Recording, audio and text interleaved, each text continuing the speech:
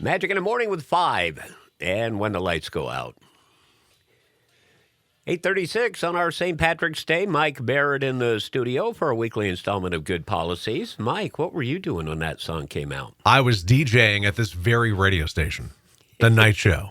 Keep it or Heap It Top 5 at 9, back in the day. That's how I started here, too. That was my original role, was the 6P to 10P DJ. And It was fun. It's a fun show to do. Keep It or Heap It was a ton of fun. I was in my early 20s, and, it was a fun gig. I enjoyed it. Yeah. So.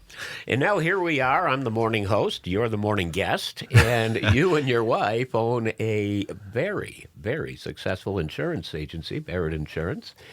Hey, we haven't done this very often because we know what it does. He knows where we're going. I do. I have an inkling. We did actually have a couple of seconds to talk before we turned the microphones in on. between jamming out to 5. Yeah. An inappropriate song for all those who lost power when the lights go out. But anyway, yeah.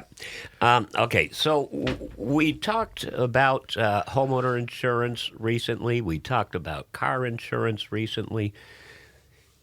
Something we haven't talked about is the assumption clause. And it's not an assumption clause in an insurance policy. It is assuming that your insurance policy has you covered. Yeah. How's that lead in? That's incredibly good. Assuming, or the assumption thereof, is one of the most open-ended, scary things in our industry. And let's go with a basic one.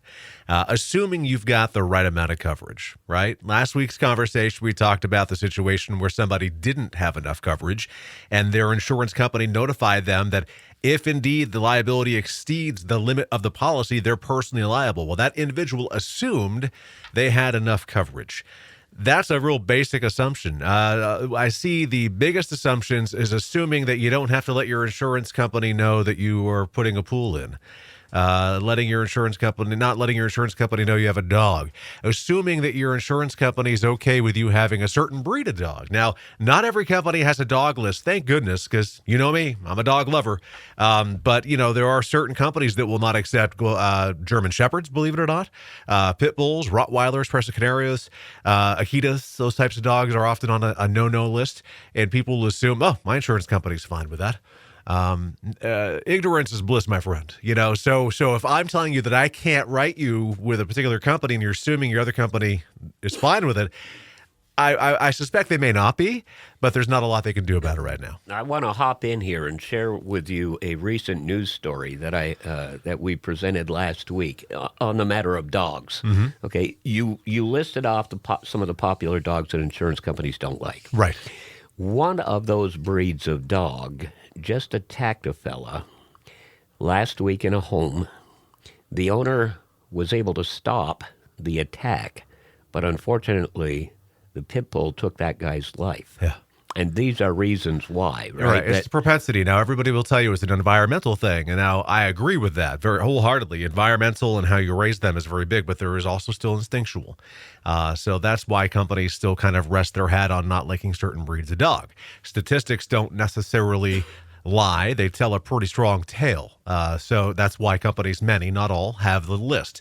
But, I see assumptions going all across. Assuming you have enough coverage on your home, if your home was to become a total loss, so your home burns to the ground and you assumed all along the way that you had the appropriate coverage, didn't really pay a lot of attention to it, just assumed you had proper coverage. You don't want to find out that you didn't have enough coverage when it comes time to rebuild that home. Well, and here's another news story, this one from this morning. Well, we just shifted gears to homes, okay? I don't know if you saw the post we shared from Littleton Fire, but early this morning a tree came down on a house, and it literally destroyed the house. Thankfully, it hit the closet of the house, but then went down on the vehicle.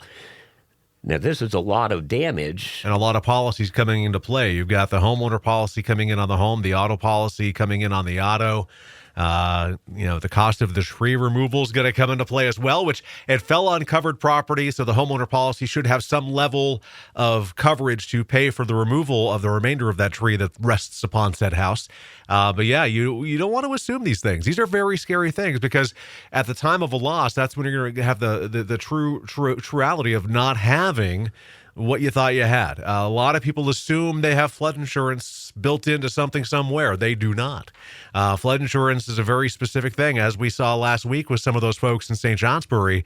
I know Tina well, Tina and Rachel Norway, that beautiful picture that I'm sure Tina is so mad about in the Cal Rec and on Channel 3 getting taken away. But, that loss was a flood loss, and any claim therein would have to be from a flood policy. It wouldn't come from a homeowner policy in that case. But, the reality of it is that you don't ever want to assume. You don't need to remember everything all the time. That's the beautiful part about having an agent, is that that's our job. Our job is to make sure you have what you need or desire in finding the right balance. And we see a lot of assumption, Jeff, in commercial, like assuming, well, my friend's helping me. I don't really need workers' comp for them.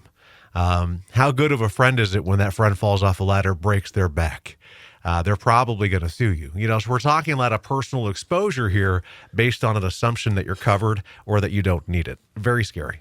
I don't want to beat a horse to death here, but with a little bit of time that we have left, folks, as you were listening, Mike talk about dog breeds and stuff like that, it's my recollection, Mike, in our chats, that a homeowner would need to have that said pet on their homeowner's policy, right?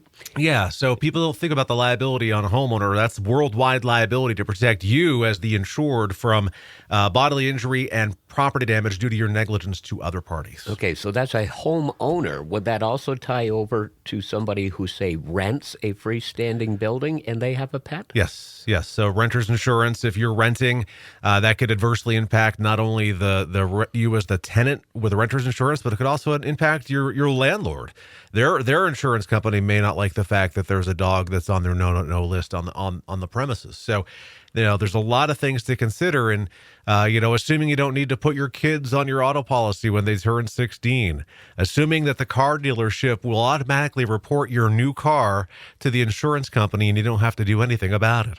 I could go on all day. I mean, I could create an assumptions list and scare the bejeebers out of everybody. And I don't want to do that, but just don't assume. I think the best thing in the world is that I have so many clients that will just do a quick phone call or a quick email with a quick question. And you know what? It's done. I've given them the comfort that they need. They know that they're covered going forward. If we find that there's a possibility that they're not, we pivot and make the appropriate changes so that they are. All right. So if somebody does want to make that call or send an email. Yeah, let us know. You can give us a call. Barrett Insurance Agency, 748-5224. Our office is on Portland Street in St. Johnsbury. Online, thebarrettagency.com. Google, Facebook, YouTube, and Instagram. Just look for Barrett Insurance Agency and Jeff the Scavenger Hunt picking up some steam with the NEK can. So I was just going to say, we'll wrap it up with this. I shared that post from your Facebook page yesterday for the new and improved Scavenger Hunt. We hope. It's it's the first time we've used this new platform, done a lot of research on it, built it out, hope it works the way I expect it to. And regardless, we're going to have a good time and raise money. All right. Good Policies with Magic in the Morning every Tuesday. We're on our way to our Hometown Minute. First one of the week. We're at 8:45 on your St. Patrick's Day.